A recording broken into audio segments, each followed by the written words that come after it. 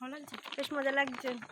খালি দেখো আমরা এখন ট্রেনের দিকেই যাচ্ছি।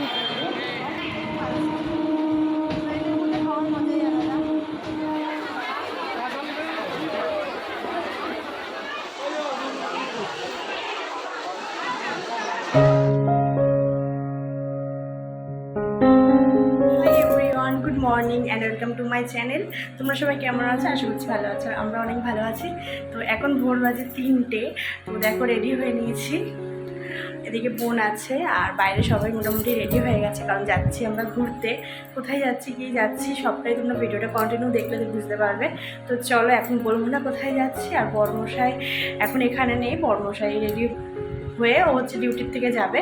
যাই হোক, তো চলো এখন বেরাবো আমরা পুরোপুরি রেডি, ব্যাগ ট্যাগ নিয়ে এখন আমরা বেরাবো। তো চলো বেরিয়ে তোমাদের সাথে কথা বলছি। দেখো আমরা বেরিয়ে পড়েছি আর এই যে সবাই আছে। চাপাটালি মনের মতো চেপটে গেছে বলে দাঁড়িয়ে পড়েছি ভাই।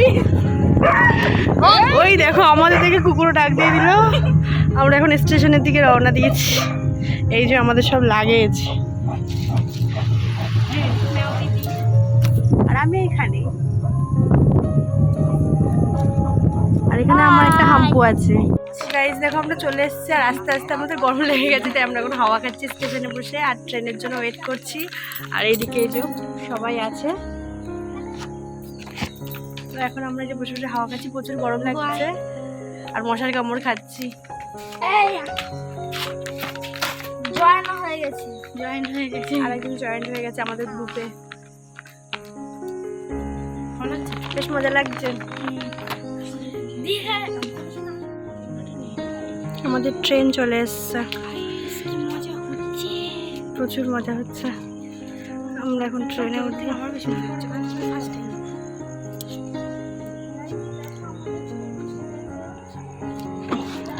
চলো আমরা এখন উঠবো। ফাঁকা ট্রেন।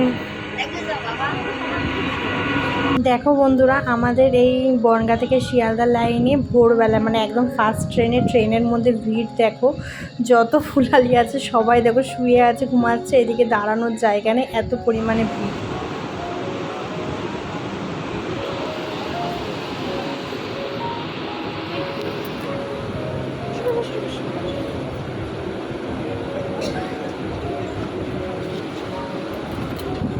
শিয়ালদা স্টেশন চলে এসেছি আর এই যে আমার বর, এদিকে পেছনে সবাই হাঁটছে।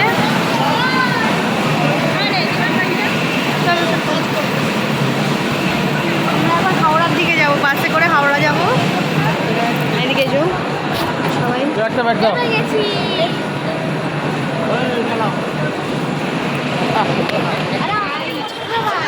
12তে আছে, 12তে। আমরা হাওড়া স্টেশন চলে এসেছি আর ভিড় দেখো খালি। এখন বাজে সকাল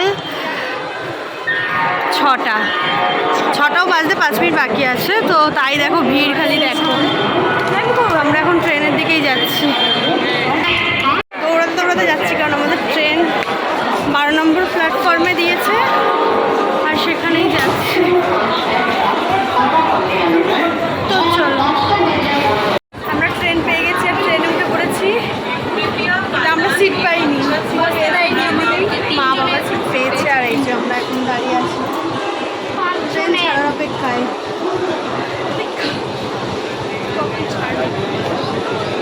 এখান থেকে আমরা যাবো হচ্ছে সাঁতরাগাছি, তাই তো?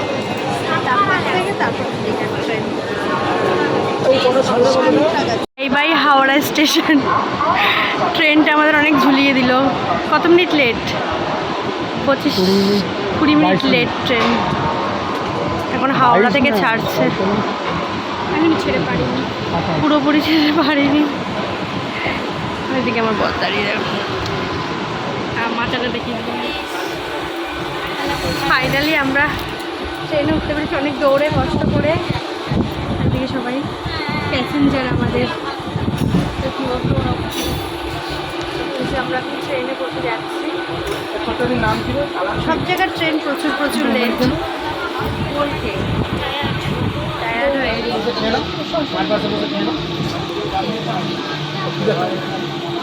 দেখুন আমাদের এখানে পিকনিক হচ্ছে ট্রেনের মধ্যে, আর আমি এখন ফটো কাটছি।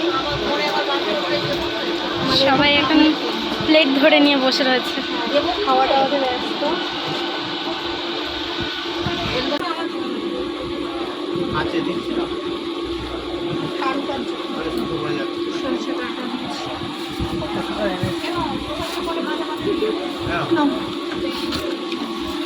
আমাদের মেনু হচ্ছে ঘুগনি, শসা, পরোটা। এটাই বিক্রি হবে সকালের ব্রেকফাস্ট। এটার মধ্যে খাওয়ার মজাই আলাদা।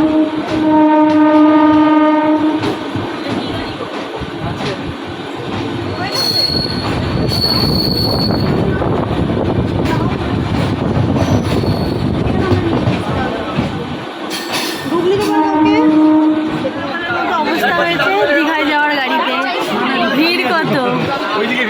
আর বগিতে দেখো লোক ধরছে না মোটে। দেখো নানা